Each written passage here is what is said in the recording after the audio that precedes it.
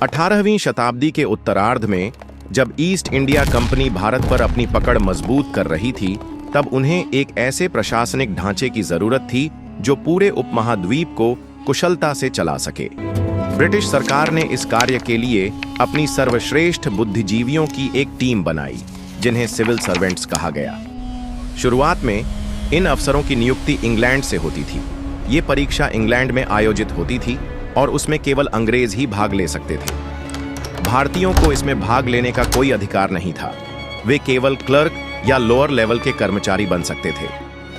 1854 में Lord Macaulay की अध्यक्षता में आई एक समिति ने सिफारिश की कि सिविल सेवा में भर्ती योग्यता के आधार पर होनी चाहिए, न कि केवल जाति या वंश के।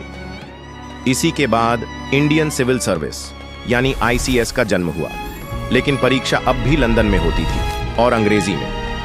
एक भारतीय के लिए न केवल इंग्लैंड जाकर परीक्षा देना चुनौती था, बल्कि उस परीक्षा में अंग्रेजों के समकक्ष आना भी अद्वितीय साहस की बात थी। भारत का पहला व्यक्ति जिसने इस कठिन परीक्षा को पास किया, वे थे सत्येंद्र नाथ टैगोर। वे प्रसिद्ध कवि रविंद्रनाथ टैगोर के बड़े भाई थे।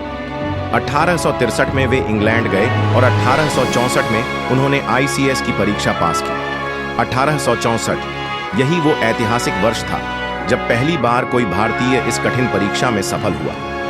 वे 1865 में भारत लौटे और सेवा में शामिल हुए। यह भारतीयों के लिए एक क्रांतिकारी क्षण था, लेकिन भारतीयों के लिए रास्ता आसान नहीं था। परीक्षा में आयु सीमा, विषय और परीक्षा केंद्र सभी कुछ इस तरह बनाए गए थे कि भारतीय छात्र उसमें भाग न ले सके। यहाँ तक कि भारतीय नेताओं ने इस भेदभाव का विरोध किया।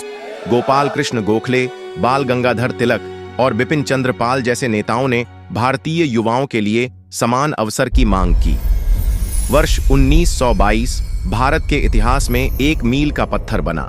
इस वर्ष पहली बार भारतीयों के लिए भारत में ही सिविल सेवा परीक्षा आयोजित की गई, इलाहाबाद और दिल्ली में। अब भारतीय युवाओं को इंग्लैंड जाने की जरूरत नहीं रही। इससे सैकड़ों छात्रों को अवसर मिला और भारतीय प्रशासन में धीरे धीरे देशी नेतृत्व की उपस्थिति बढ़ने लगी। इसी दौर में SN मुखर्जी, NG चंद्राकर और अन्य कई योग्य अफसरों ने इतिहास रचा। स्वतंत्रता के बाद संविधान सभा ने भारत में संघ लोक सेवा आयोग UPSC की स्थापना की। यह आयोग अब भारत के सबसे प्रतिष्ठित पदों के लिए परीक्षा आयोजित करता है। IAS, IPS, IFS और अन्य केंद्रीय सेवाएं। यह परीक्षा केवल एक नौकरी नहीं, बल्कि एक सेवा है, एक जिम्मेदारी है और एक सपना है भारत को बेहतर बनाने का।